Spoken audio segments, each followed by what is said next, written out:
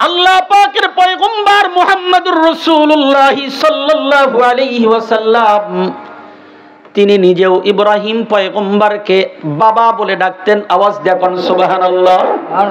ইব্রাহিম পয়গম্বরকে বাবা বলে ডাকতেন। যেমন কোরবানি সম্পর্কে আমাদের নবীকে জিজ্ঞাসা করা হয়, মা হাযিহিল আযাহি ইয়া রাসূলুল্লাহ, নবীজি কোরবানি কি জিনিস? ইব্রাহিম পয়গম্বরের কথা আল্লাহর নবী বললেন, ক্বালা সুন্নাত আবিকুম ইব্রাহিম, ও সাহাবীরা কোরবানি এটা আমার বাবা ইব্রাহিম পয়গম্বরের সুন্নাত। আমাদের দেশের মুসলমান কিছু আছে যারা ইব্রাহিম পয়গম্বরকে জাতির পিতা মানতে রাজি না। দেশের পিতা, জাতির পিতা শেখ মুজিবুরকে বাবা বাবা বলে ডাকে, অথচ তুমি যেই নবীর উম্মত দাবি করে দুনিয়ার ভিতরে মাথায় টুপি লাগায়া করো, কোরবানির গোশত খায়া খায়া তুমি দাঁত খিলিল করো, সেই নবী ইব্রাহিম পয়গম্বরকে বাবা বলে ডাকতেন। জোরে আওয়াজ দিয়া কোন সুবহানাল্লাহ। তোমার নবী যদি যারে বাবা বলে ডাকে, তোমার আপত্তি কোন জায়গায়? তার মানে তোমার ভিতরে ভেজাল আছে না নাই? কথা কয় না, আছে না নাই? আমাদের নবী ইব্রাহিম পয়গম্বরকে জাতির পিতা হিসাবে স্বীকৃতি দিতেন, আব্বু বলে ডাকতেন। মেরাজ গিয়াও ইব্রাহিম পয়গম্বরের সাথে আমার নবী সাক্ষাৎ করতেন। সুবহানাল্লাহ বলেন।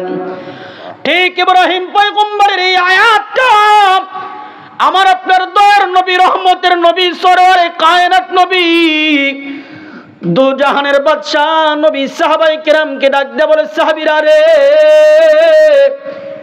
এটা যেমন কোরআন শরীফের আয়াত, এটা আরো একটা পরিচয় আছে, এটা আমার বাবা ইব্রাহিম পয়গম্বরের একটা দোয়া। বলে হুজুর এটা কেমন দোয়া? এই দোয়া কবে আপনার বাবা পড়ছিলেন? এই দোয়া কি আল্লাহ কবুল করছিলেন? সাহাবায়ে কেরামের আনসার আল্লাহর রাসূল দেন। নবী আমার ডাক দে বলে, সাহাবীরা রে, আমার বাবা ইব্রাহিম পয়গম্বর দুনিয়ার মধ্যবর্তী স্থান, আল্লাহর ঘর কাবা আছে, পৃথিবীর মধ্যস্থলে আল্লাহর ঘর কাবা আছে মক্কা শহরে, যে বিষয়ে আল্লাহ কোরআন শরীফে বলে দিয়েছেন, ইন্না আউওয়ালা বাইতি বুদিআ লিন-নাস লাল্লাযী বিবাক্কাতা মুবারাকান ওয়া হুদাল লিল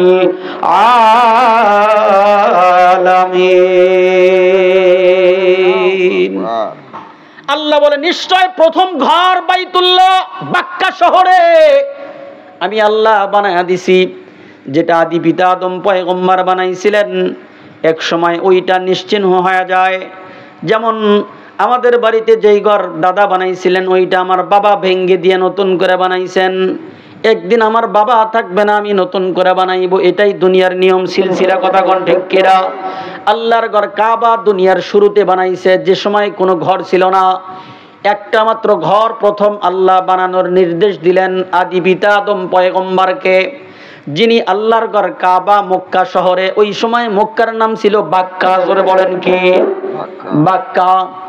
কোরআন শরীফে এই জন্য বাক্কা শব্দ তুলে দেওয়া হয়েছে, নবীজির বরকতে বাক্কা হইছে মক্কা। জোরে আওয়াজ দিয়া কোন সুবহানাল্লাহ।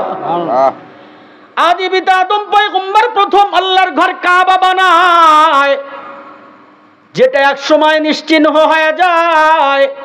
দ্বিতীয়বারের মতো জাতির পিতা ইব্রাহিম পয়গম্বরকে আল্লাহ বলেন, ওগো আমার খলিল, ওগো আমার খলিল ইব্রাহিম, তুমি এই জায়গাতে তোমার বাবা আদি পিতা আদম আল্লাহ আমার ঘর কাবা বানাইছিলেন, এটা আর এই সময় নিশ্চিহ্ন হয়ে গেছে, আর দেখা যায় না, সুন্দর করে তুমি আবার পুনরায় বানাও।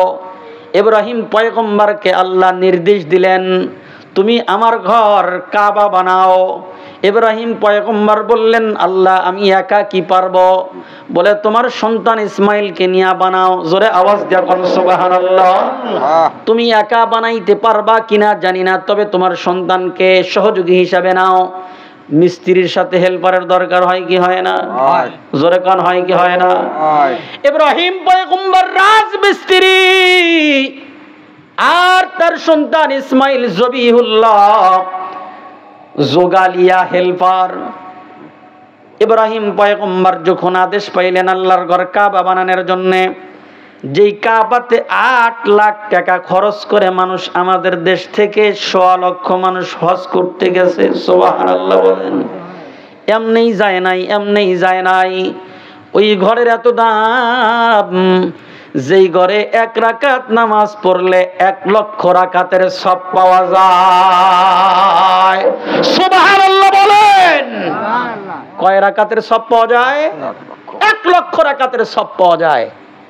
যেই জায়গায় দাঁড়ায়া দাঁড়ায়া দাঁড়ায়া দাঁড়ায়া আল্লাহকে ডাক দিলে লাব্বাইক আল্লাহুম্মা লাব্বাইক লা শারীকা লাক লাব্বাইক ইন্নাল হামদা ওয়ান নি'মা লাকা ওয়াল মুলক লা শারীকা লাক লাব্বাইক।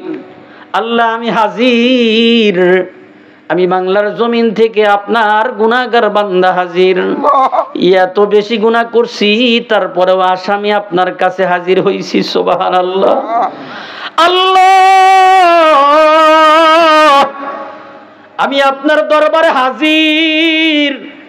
দুনিয়ার কোন দরবারে যদি আসামি যায় পড়ে থেকে ডাকে আর বলে আমি মাপ চাই, আমি মাপ চাই, আমি মাপ চাই, যত বড় মানুষই হোক না কেন তারে মাফ করিয়া দেয়। কথা কোন ঠিক কিনা? সিরাজগঞ্জের কোর্টে যায় স্বেচ্ছায় যদি আসামি হাজিরা দেয় তার সাজা কমে যায়। জোরে কোন কথা ঠিক কিনা? আল্লাহর ঘর কাবাতে 100 খুনের মামলার আসামিও যদি হাজির হয়, আমার দয়ার নবী বলেন, আমার মায়ার নবী বলেন,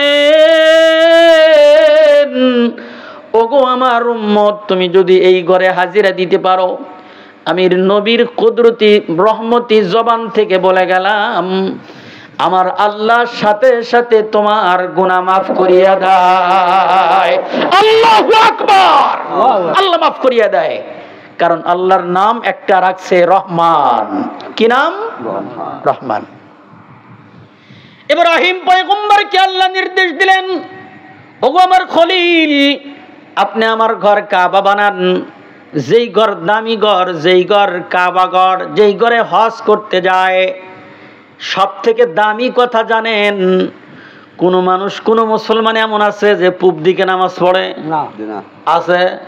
যত গায়ের কেলেই করুক, নামাজ যখন দাঁড়ায় কোন দিকে? আমি পশ্চিম দিক বুঝি না, আমি বুঝি কাবার দিক। জোরে বলেন, কোন দিক? কাবার দিক। কারণ যারা উত্তরে আছে তারা দক্ষিণ দিকে নামাজ পড়ে, যারা দক্ষিণে আছে তারা উত্তর দিকে, আমাদের পশ্চিমে আছে তাই পশ্চিম দিকে নামাজ পড়ে। জোরে কোন সুবহানাল্লাহ। টার্গেট গোটা পৃথিবীর মুসলমানের জন্য কাবাকে সামনে রাখা নামাজ পড়া। সুবহানাল্লাহ। কোটি কোটি কোটি কোটি কোটি কোটি মুসলমান আছে, কেউ দ্বিধা দ্বন্দ্ব নাই, সবাই কাবাকে কেন্দ্র করে নামাজ পড়ে। তার মানে গোটা পৃথিবীর সকল মুসলমানের হৃদয়ে কাবার দাম বেশি। জোরে কোন ঠিক কিনা? কাবার দাম বেশি। ওই কাবা ঘর, ওই কাবা ঘর যেই দামি ঘর, ওই দামি ঘরটা যিনি বানাইতেছেন ওই মিস্ত্রির দাম কম না। না, আমাদের মসজিদের ভিতরে যদি কোনো হিন্দু উঠবেন নাকি না হয়, কান সরাইছে থাপ্পড় মেরে দেবো। কথা কোন ঠিক না? ঠিক বলে, তোর মতো নাফাক মসজিদে ঢোকার দরকার নাই। মিস্ত্রি নেওয়ার সময় আল্লাহ পয়সা কইছে, দেখি আল্লাহ ভালো মিস্ত্রি কেটো, পাক সাপ কেটো, দাড়িওয়ালা কেটো, এমন মিস্ত্রি খুঁজে মসজিদে নেই। বাড়ির কাজে আগল পাগল যাওয়ায়, কথা কোন ঠিক না? ঠিক। মসজিদের কামে যে কোনো লোকে লাওয়া হয় না। আল্লাহর ঘর কাবা বানাইবেন আল্লাহ, গোটা পৃথিবীর সর্বশ্রেষ্ঠ জামানার পয়গম্বর ইব্রাহিম খলিলুল্লাহকে আল্লাহ নির্বাচন করছেন। দুনিয়ার কোন মানুষ দিয়ে আমি বানাইতে চাই না, 3 জন নবীকে দিয়ে আমি আমার ঘর বানাবো। প্রথম বানাইলেন যেমন দাদা বানাইছে, ওই ঘর আমার বাবা উল্টাইছে, বাবা যেটা বানাইছে আমি উল্টায়া দেব একদিন। ঠিক ওই রকম আদি পিতা আদম পয়গম্বর বানাইছে, ঘর বেশি দিন টেকে না, তাই পরবর্তীতে ইব্রাহিম খলিলুল্লাহ বানাইতেছে। একদিন পরবর্তীতে আমাদের রূহানি পিতা সরওয়ারে কায়নাত দো জাহানের বাদশা মুহাম্মদুর রাসূলুল্লাহ তৈরি করবেন। জোরে কোন সুবহানাল্লাহ। আমি বলতেছি প্রথমে ইব্রাহিম খলিলুল্লাহর কথা, কারণে আয়াত পড়ছি ওইটা, জিলহজ মাস, হজের অভাব নাই, বরকতের জন্য যেন দোয়া কবুল হয়, এই জন্য হজের মাসের বরকতের কোরআন শরীফের সবথেকে বরকতের আয়াতটা তেলাওয়াত করছি। আয়াত পড়ে দোয়া করব, দোয়া হয়তো আল্লাহ কবুল করবে। জোরে বলেন আমিন। আমিন। ইব্রাহিম খলিলুল্লাহ আলাইহিস সালাম আল্লাহর ঘর কাবা বানানোর জন্য প্রস্তুতি নিলেন। নিজের সন্তান ইসমাইল একদম শিশু, ছোট মানুষ, উপযুক্ত না, হেল্পারের উপযুক্ত না। তবে বাবা শুধু বলছে, বেটা তুমি পাথর যতটুক পারো কুড়ায়া কুড়ায়া আইনা আমার কাছে দিবা, বাকি ওই পাথর লাগানোর দায়িত্ব আমি তোমার বাবার। সুবহানাল্লাহ বলেন। আমি ইব্রাহিমের, ইসমাইল পয়গম্বর, আরব দেশে তো খালি পাথর আর পাথর। আর আমাদের দেশে যেমন মাটির বিছানা, ওই দেশে হলো বালুর বিছানা। কিসের বিছানা? খালি বালুর ময়দান, বালুর ময়দান, জায়গা জায়গা মনে হয় মোষ পরে আছে পাথর, বিশাল বড় বড় পাথর। আপনারা শুনে থাকছেন, দেখেও থাকছেন কতজন পাথর কাটে ওই দেশের সরকার রাস্তা বের করছে। তার মানে পাথরের সংখ্যা বেশি না কম? বেশি। আল্লাহর খলিল ইব্রাহিম তার সন্তান ইসমাইলকে ডাক দিয়ে বললেন, বেটা ছোট ছোট পাথর তোমার যতটুকু সম্ভব মাথায় করে এনে দাও, আমি তোমার মাথায় থেকে নিয়ে আল্লাহর ঘর কাবার চতুর্দিক দিয়ে বেষ্টনী লাগাবো। জোরে বলেন সুবহানাল্লাহ। ইসমাইল জবিহুল্লাহ ওই কাজ করতেছেন, পাথর এনে এনে দিচ্ছে। ইব্রাহিম পয়গম্বর মাথায় থেকে নিয়ে ওইটা কাদার ভিতরে লাগা লাগা লাগা লাগা চতুর্দিক থেকে বেষ্টন করে করে উপর দিকে তুলতেছে। এক সময় যখন আল্লাহর ঘর কাবা বানান শেষ, মজুরির পালা। কিসের পালা? মজুরির পালা। আমাদের দেশে কাজ করলে মানুষ মজুরি চায় না? কাজ করলে মজুরি চায়। মসজিদ বানালেও কি চায়? মজুরি চায়। কারণ ওরও তো বউ বাচ্চা আছে, আছে না নাই? আছে, মজুরি চায়। আমাদের মসজিদ বানাইলে মজুরি চায় সভাপতি কেশিয়ারের কাছে। আল্লাহর ঘর কাবা বানাইছে, মজুরি কার কাছে যাবে? আল্লাহর কাছে। এ ঘরের মালিক কে? আল্লাহ। আল্লাহ। বাইতুল্লাহ, ঘরের নামই কি? বাইতুল্লাহ মানে আল্লাহর ঘর। বাইতুল্লাহ মানে আল্লাহর ঘর। আল্লাহর ঘর। মজুরি ইব্রাহিম পয়গম্বর চিন্তা করতেছে, ইসমাইলকে ডাক দেয়া বলে, বেটা চাইলে তো আল্লাহর কাছে চাওয়া লাগবে, আর আল্লাহ তো সোনা চাঁদি আমাদের দিবে না, কি চাওয়া যায়? কি চাওয়া যায়? আল্লাহু আকবার, আল্লাহু আকবার। আমাদের দেশের কিছু ফ্যামিলিতে দেখা যায় সন্তান হয় না, বাচ্চা হয় না। কিছু মাদের কি হয় না? বাচ্চা হয় না। প্রতিবেশীর কাছে ঘোরে আর বলে যে আল্লাহ যদি একটা বাচ্চা দিত, আমার বাড়ির বাতি ধরনের মানুষ হইতো। আমি যে যা করছি এ দিয়ে কি হবো? খাওয়ার মানুষ নাই। ইব্রাহিম পয়গম্বর চিন্তা করলেন, এত সুন্দর করে ঘর বানাইলাম মরুভূমির ভিতরে, গোটা পৃথিবীর মধ্যস্থলে, ওদিকেও যতটুক পৃথিবী এদিকেও ততটুক, চতুর্দিকেই সমপরিমাণ। জোরে কোন সুবহানাল্লাহ।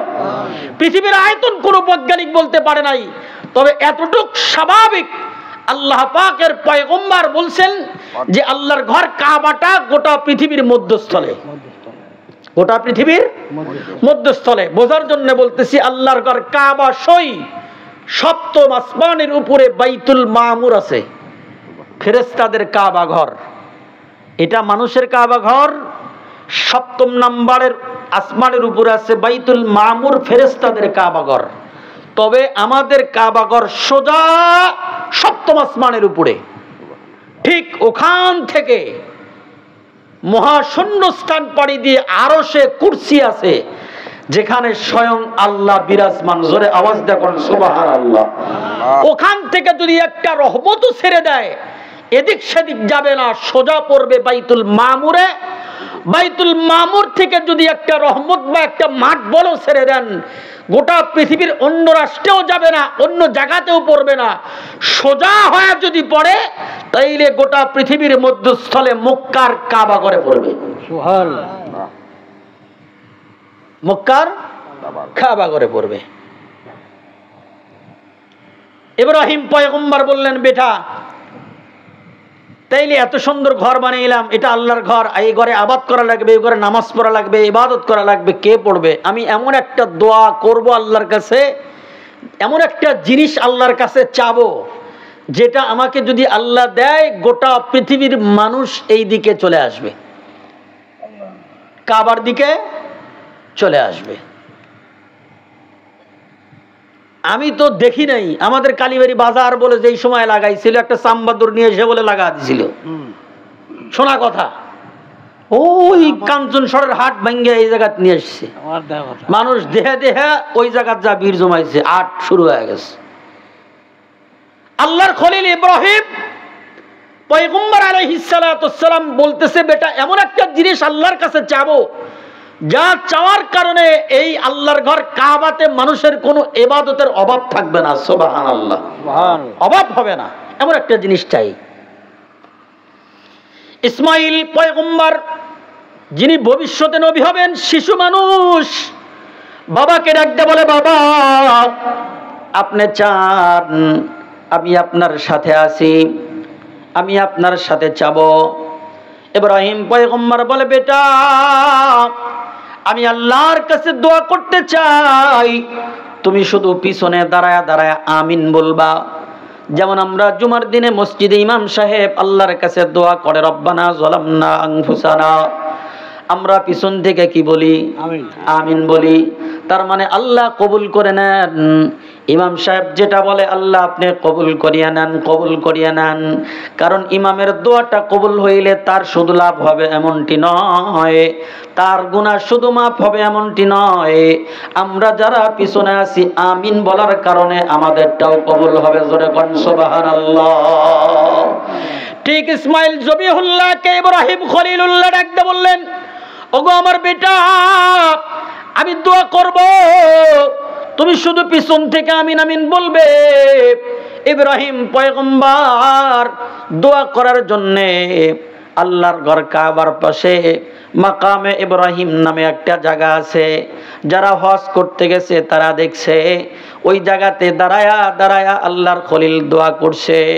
যে জায়গাতে হাজী সাহেবদের 2 রাকাত নামাজ পড়তে হয়, মাকামে ইব্রাহিম, যেই জায়গার ভিতরে আমার আপনার জাতির পিতা ইব্রাহিম খলিলুল্লাহর পায়ের চিহ্ন আজও আছে।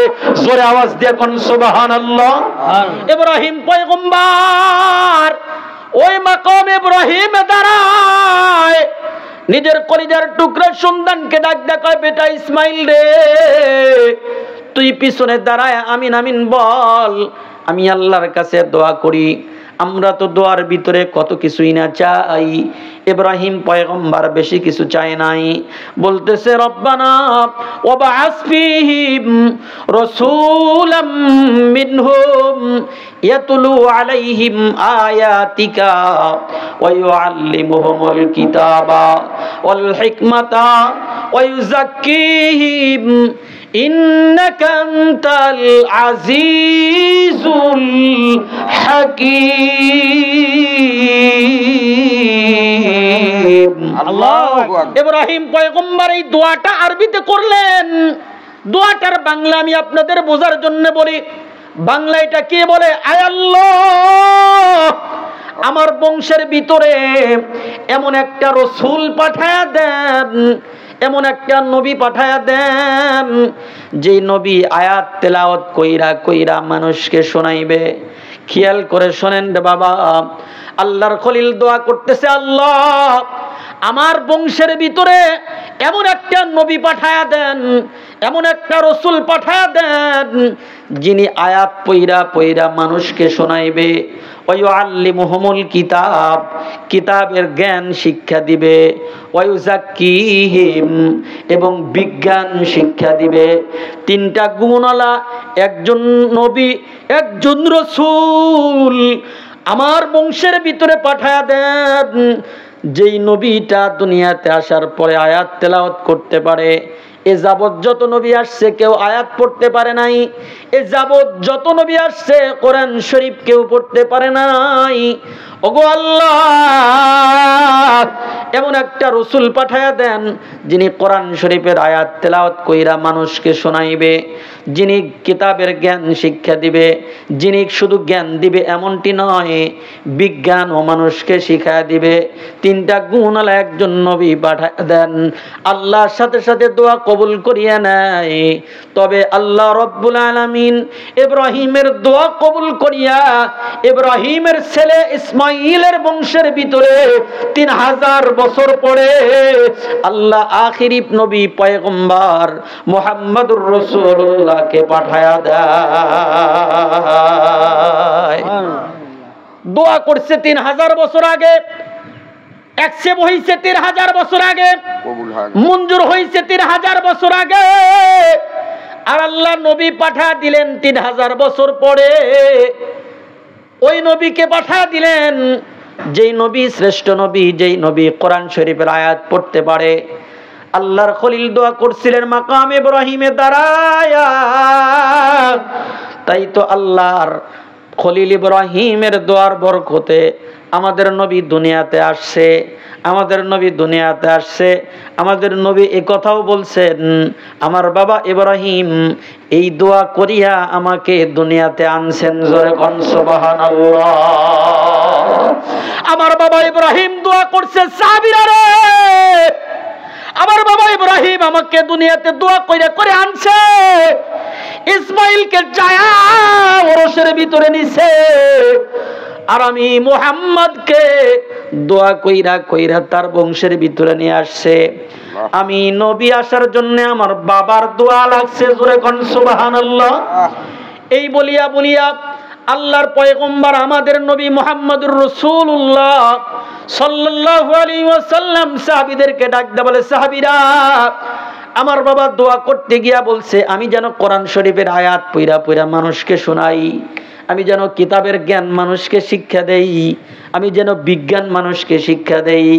এই জন্যই তো আমাদের নবী মুহাম্মদুর রাসূলুল্লাহ সাল্লাল্লাহু আলাইহি ওয়াসাল্লাম কাবা ঘরের হারাম শরীফের ভিতরে দাঁড়ায় দাঁড়ায় কোরআন শরীফ পড়তো, বৈশা বৈশা কোরআন শরীফ পড়তো। চতুর্দিক থেকে মানুষ দাঁড়ায় দাঁড়ায় শুনতো। ও মুসলমান, ইব্রাহিম পয়গম্বরের দোয়ার বরকতে আমার নবী কোরআন শরীফ পড়তো। তবে আবু জেহেলের কানের ভিতরে যখন আওয়াজ যাইতো যে আমার ভাতিজা এত সুন্দর শ্রুতি মধুর আওয়াজ দিয়া কোরআন শরীফ পড়ে, যেই মানুষগুলো কোরআন শরীফ শোনে সাথে সাথে কালেমা পড়ে মুসলমান হয়ে যায়। জোরে কোন সুবহানাল্লাহ। যারাই কোরআন শরীফ শুনতে যায় সাথে সাথে কোরআন শরীফ শুনিয়া কালেমা পড়া মুসলমান হয়ে যায়। এই দিকে আবু জেহেল চিন্তা করলো আমাদের দিকটা কম হয়ে গেল, মুহাম্মাদের দিকটা লম্বা হয়ে গেল, কি করা যায়, কি করা যায়। বলো মুসলমান হিসাবে ইব্রাহিম পয়গম্বরের দোয়ার ফসল আমাদের নবী কাবা ঘরের হারাম শরীফে দাঁড়ায় কোরআন শরীফ পড়ে, কাবা ঘরের হারাম শরীফে দাঁড়ায় বৈশাখ কোরআন শরীফ পড়ে।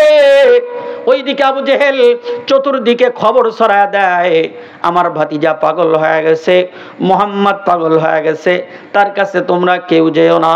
কি যেন পড়ে, কি যেন পড়ে আমার ভাতিজা। আমি যে আয়াত তেলাওয়াত করেছি আল্লাহ পাকের পয়গম্বর মুহাম্মদুর রাসূলুল্লাহ সাল্লাল্লাহু আলাইহি ওয়াসাল্লাম এই আয়াতটা নাযিল হওয়ার পরে সাহাবায়ে কেরামকে ডাক দিয়ে বলেন, সাহাবীরা তোমরা শোনো, এটা আল্লাহ পাকের কোরআন শরীফের আয়াত, তবে এটা আমার বাবা ইব্রাহিম পয়গম্বরের দোয়া। সুবহানাল্লাহ। বাপ যদি ভালো হয় সন্তান গর্ব করে আমার বাবা মেম্বার, বাপ যদি ভালো হয় সন্তান গর্ব করে বেড়ায় আমার বাবা গ্রামের মাতুব্বার। আমি যদি তোরে কালীবাড়ি বাজারের মধ্যে একটা থাপ্পড় লাগাই কেউ ধরার মতো আমার নাই, কারণ পুরা এলাকাটা আমার, পুরা এলাকাটা আমার। ঠিক দুনিয়ার মুসলমান আয়াত পড়লেও 10 নেকি পাওয়া যায় না, তবে কোরআন শরীফের একটা অক্ষরে 10 নেকি পাওয়া যায়। ইব্রাহিম পয়গম্বর আলাইহিস সালাতু ওয়াস সালাম দোয়া করলেন, ওই দোয়াটাও আখিরি নবী, আমাদের নবী, নূর নবী মুহাম্মদুর রাসূলুল্লাহ সাল্লাল্লাহু আলাইহি ওয়াসাল্লামের উম্মতকে জানায়া দিলেন যে ইব্রাহিম পয়গম্বরের এই দোয়াটাও আমার কাছে পছন্দের দোয়া, আমি আল্লাহ কবুল করে নিলাম, এটাকে কোরআনের আয়াত বানায়া পাঠায়া দিলাম। তার মানে বোঝা গেল লক্ষ লক্ষ দোয়া থাকলে কিছু দোয়া আল্লাহর কাছে মাহবুব, আল্লাহর কাছে পছন্দের হয়। তার ভিতরে দেখেন, আমার আলোচ্য বিষয় সংক্ষিপ্ত করে বুঝতে সক্ষম হবেন। আমার আলোচ্য বিষয় হচ্ছে, দুনিয়াতে আমরা এমনি আসি নাই, বাবা মার মাধ্যম দিয়ে আসছি। কথা কোন ঠিক না ঠিক? বাবা মার মাধ্যম দিয়ে আসছি। আমি আপনি কোন পরিচয়ে আসছি, আমি আপনি কোন পথের পথিক, আমার আপনার কোন দিকে থাকার দরকার, কোন দিকে আসি, এই পরিচয়টা আমার আলোচনার বিষয়বস্তু তুলে ধরবো ইনশাআল্লাহ। এক নম্বরে বললাম, আমাদের একজন পিতা, আদি পিতা আদম আলাইহিস সালাতুস সালাম, ওয়ালাকাদ কাররামনা বানি আদম। আমরা কিন্তু আদমের সন্তান। কার সন্তান? আদমের সন্তান। দুই নম্বর বললাম, ইব্রাহিম আলাইহিস সালাতুস সালাম উনি জাতির পিতা, মিল্লাতা আবিকুম ইব্রাহিম হুয়া সাম্মাকুমুল মুসলিমিন। আমরা দ্বিতীয় নম্বরে ইব্রাহিম পয়গম্বরের জাতিগত সন্তান, মানে আমাদের জাতির পিতা ইব্রাহিম খলিলুল্লাহ আলাইহিস সালাতুস সালাম, আর আদি পিতা আদম সফিউল্লাহ আলাইহিস সালাতুস সালাম। আবারও বলতেছি, আরো একজন বাবা আমাদের আছে, রূহানি পিতা মুহাম্মদুর রাসূলুল্লাহ সাল্লাল্লাহু আলাইহি ওয়াসাল্লাম। কয়জন পিতার নাম বললাম? তিনজন বলছি। কয়জন বলছি? এক নম্বরে আদি পিতা আদম সফিউল্লাহ, দুই নম্বর জাতির পিতা ইব্রাহিম খলিলুল্লাহ, তিন নম্বর রূহানি পিতা মুহাম্মদুর রাসূলুল্লাহ, চার নম্বর জন্মদাতা পিতা। চার নম্বর জন্মদাতা পিতা। এবার পিতা কোরআন এবং হাদিসের দৃষ্টিকোণ থেকে কয়জন হইল? চারজন হইল। তার ভিতরে একজন বেনামাজি আর তিনজন হচ্ছে আল্লাহর নবী। জোরে বলেন সুবহানাল্লাহ। রাগ করলেন? একজন কি বেনামাজি আর তিনজন আল্লাহর নবী। আল্লাহর নবীরা কোনোদিন বেনামাজি হয় না। এক ওয়াক্ত নামাজও তারা জীবদ্দশায় কাজা করে নাই। আদি পিতা আদম পয়গম্বরও নামাজ কাজা করে নাই, ইব্রাহিম পয়গম্বরও নামাজ কাজা করে নাই। আমাদের রাসূল মুহাম্মদ সাল্লাল্লাহু আলাইহি ওয়াসাল্লামের তো প্রশ্নই আসে না। জোরে কোন সুবহানাল্লাহ। কারণ আমাদের নামাজ 5 ওয়াক্ত ফরজ, আর আমাদের নবী 9 ওয়াক্ত পড়তেন। আমাদেরকে উম্মতদেরকে 5 ওয়াক্ত পড়ার কথা বলে নবী কয় ওয়াক্ত পড়তেন? 9 ওয়াক্ত পড়তেন। ইশরাক পড়তেন, চাশত পড়তেন, আওয়াবিন পড়তেন, তাহাজ্জুদ পড়তেন, আর 5 ওয়াক্ত নামাজ পড়তেন। কয় ওয়াক্ত হলো? 9 ওয়াক্ত। আর আমাদের পড়তে বলছেন কয় ওয়াক্ত? 5 ওয়াক্ত। আল্লাহ বোঝার তৌফিক দান করুক। জোরে বলেন আমিন। যে কথা বলতেছিলাম, আমি যে আয়াত তেলাওয়াত করছি, একদিকে কোরআন শরীফের আয়াত, অপরদিকে ইব্রাহিম আমাদের জাতির পিতা ইব্রাহিম পয়গম্বরের দোয়া। আমাদের দেশে একটা গাওয়ালি ভাষায় কথা আছে, বাপ কা বেটা সিপাহী কা ঘোড়া, কুছ না হো থোড়া থোড়া। বাপ যেমন হয় ছেলেও তেমন হয়। বাপ যদি ভালো হয়, ছেলে যদি জেরিয়া হয়, কয় আহারে তোর বাপ তো এত পাজিয়া ছিল না। কথা কোন ঠিক না বেঠিক? তোর বাপ তো এত পাজিয়া ছিল না। আর যদি ছেলে ভালো হয়, মানুষ বলে যে যোগ্য বাপের যোগ্য সন্তান। বাপ চেয়ারম্যানই করছে, ছেলেও চেয়ারম্যানই করে। আমাদের দেশে আছে না নাই? বাপ মেম্বারি করছে, ছেলে মেম্বারি করে। আমাদের দেশে আছে। বাপ যেমন চরিত্রের, ছেলেও তেমন চরিত্রের আছে।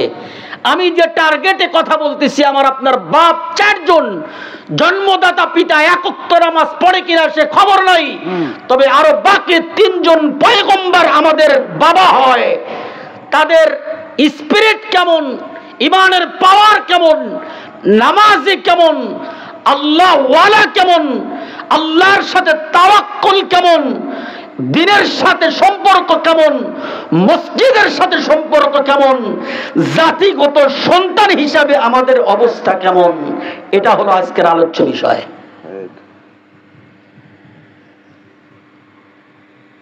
এমনি খামাখা কবরে রাখার পরে বললাম মুআলা মিল্লাতে রাসূলিল্লাহ, এ দোয়ার কোনো দাম নাই, কোনো দাম নাই। বাপ বেটার সাথে যদি মিল না থাকে, মাজির সাথে যদি মিল না থাকে, যেমন বলে তুই তোর মার মতো হস নাই, তুই তোর বাবার মতো হস নাই, মানুষ ধিক্কার দিতে থাকে, লাঞ্ছনা দিতে থাকে। আল্লাহর ফেরেশতাও ঠিক ওই রকম, যেই মুহাম্মদুর রাসূলুল্লাহর সন্তান নামাজ পড়ে না, ইব্রাহিম পয়গম্বরের সন্তান মসজিদে যাতায়াত করে না, আদি পিতা আদম সফিউল্লাহর সন্তান হিসাবে কোরবানি করতে শেখে নাই, এমন সন্তান দুনিয়ার জমিন থেকে কবরে যাওয়ার পরে কবরের আযাব থেকে বাঁচার কোনো অবস্থা তার জানা নাই। আল্লাহ হেফাজত করুক, জোরে বলেন আমিন। আমিন।